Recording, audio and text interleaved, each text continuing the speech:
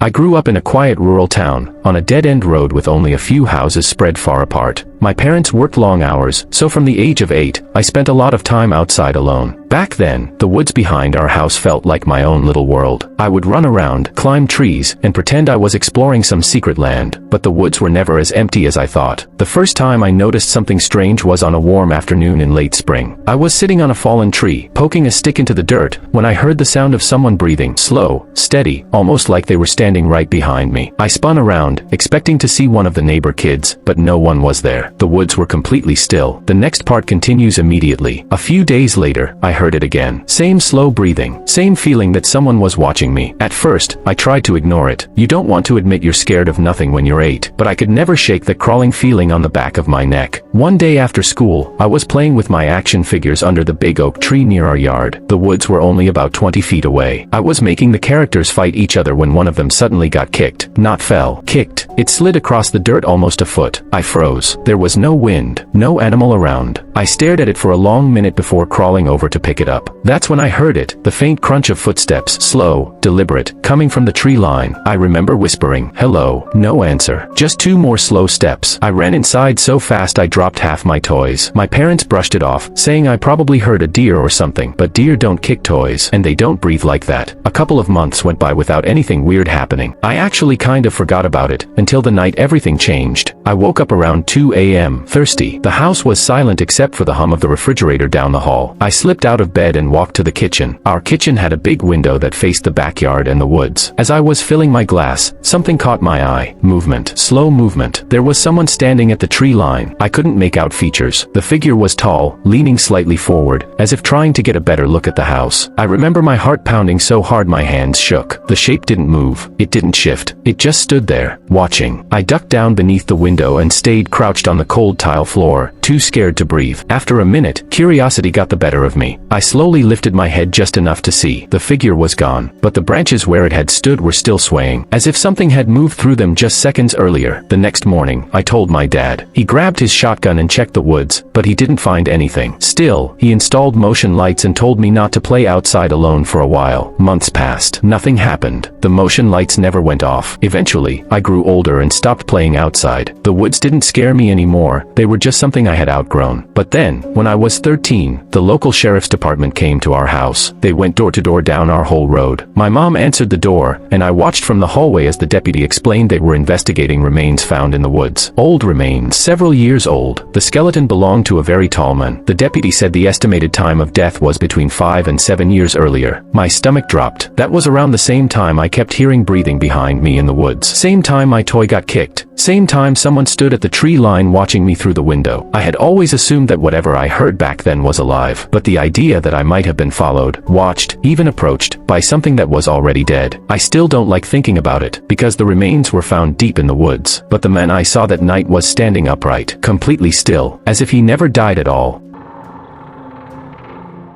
When I was 10, my family lived in a rundown rental house just outside of Chicago. It wasn't in a bad neighborhood, but the house itself had this weird, unsettling energy to it. Cold spots, random creaking, doors that wouldn't stay fully shut. Most of the time we blamed it on old construction, but the truth was much worse. The first sign was the tapping. It started as a soft, irregular clicking sound coming from inside my bedroom wall. It didn't happen every night, but often enough that I got used to falling asleep with a pillow over my head. My parents said it was probably mice, but mice don't whisper. I swear on my life, one night I heard a voice behind the wall. A low, shaky whisper. Too muffled to understand clearly, but definitely human. I remember freezing in bed, my body locked up with fear. The whisper came again, a little louder. This time I heard a few words. "You're awake, aren't you?" I yanked the covers over my head and screamed for my mom. She rushed in, flicking on the light, and the whispering stopped instantly. When I told her what I heard, she insisted it was just the pipes, but I could tell she didn't fully believe what she was saying. The next few weeks were worse. The tapping turned into scratching. Light at first, then harder, then frantic, like someone clawing wood. Some nights, the scratching moved around, first in the wall behind my bed, then the wall near the closet, as if whatever was inside was crawling. I begged my parents to let me sleep on the couch. They let me once or twice, but they didn't want to encourage my imagination, so most nights I was forced back into that room. One night, around 3 a.m., I woke to the sound of the closet door slowly creaking open. My breath caught in my throat. I stared at the dark doorway. I was praying, begging, that it was just the draft. Then something stepped out, not fully, just a shape, a head, shoulders, leaning forward. I shut my eyes so hard they hurt. When I opened them again, the doorway was empty, but the closet door was still open. I don't know how long I laid there frozen, but eventually I felt myself drifting into a terrified sleep. The next morning, my parents finally called an exterminator. He checked the walls, the attic, the crawl spaces. He said something I'll never forget. There's evidence that someone's been living in your walls. My mom laughed like it was a joke, but the exterminator didn't laugh back. He showed my dad a small opening in the back of the coat closet. Inside it was a narrow space between the walls, barely wide enough for a person to squeeze through. Inside that crawl space were old blankets, empty food containers, a flashlight with no batteries, and a Polaroid photo of our family, taken through the living room window. I wasn't allowed to sleep in my room after that. The police were called, but the man living in our walls was never found. The crawl space led to a hatch that opened into the attic, and the attic had an access vent that opened to the outside, meaning he could have slipped out anytime. We moved out within the month. To this day, I still get chills thinking about that whisper behind my wall, the tapping, the scratching, the shape stepping out of the closet, and knowing that some grown men had been only a few inches away from me, listening to me, watching me, every single night.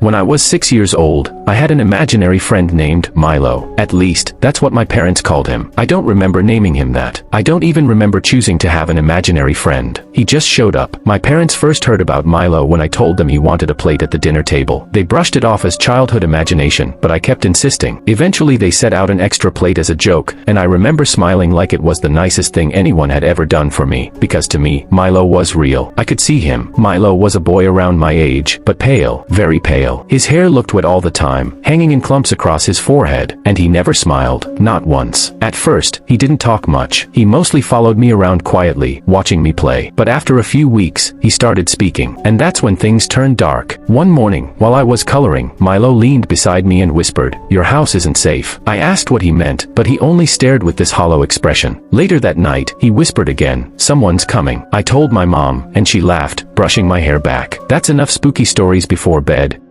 But Milo's warnings kept getting more intense. He'd tell me to avoid certain rooms, tell me not to sleep with my door closed, tell me not to go outside alone. And then one night I woke to Milo standing at the foot of my bed, his pale face barely visible in the moonlight. He whispered, "Hide, right now." I started to cry, asking why. "Hide," he repeated, sharper this time. Something in his voice terrified me. I slid out of bed and crawled underneath it, clutching my blanket and trying not to breathe too loudly. Moments later, I heard the house creak, then another step, and another. Slow footsteps moving down the hallway toward my bedroom. My bedroom door opened. I could see two shoes stop just a few feet from where I was hiding. Definitely not my mom's. They were big, heavy boots. Someone stood there for a long time, breathing heavily, before slowly walking to my closet. The closet door creaked open. I remember tears rolling down my face. I remember Milo crouched beside me under the bed, watching the doorway with wide, frightened eyes. Eventually, the person left. Their footsteps faded down the hall. A few minutes later, I heard the back door open, then slam shut. I stayed under my bed until morning. My parents called the police when I told them. They found the back door's lock broken, a few footprints in the yard, but nothing else. For a week, my parents were terrified. They barely slept. But after nothing happened, life slowly went back to normal. Except Milo didn't visit me anymore. One morning he just didn't show up, and he never came back. Years later, when I was in high school, I asked my mom about Milo. I expected her to laugh at the old memory. Instead, she went quiet. She walked to a drawer and pulled out a faded newspaper clipping. It was from around the same year I had Milo. The headline made my stomach twist. Local boy found dead in river, body recovered after 4 days missing. The boy's name was Milo. The photo was exactly how I remembered him. Wet hair, pale skin, same blank expression. I don't know how to explain it, and I've stopped trying. All I know is that Milo warned me. He saved me. And sometimes, late at night, I still think about the stranger who broke into our house, and what would have happened if Milo hadn't told me to hide.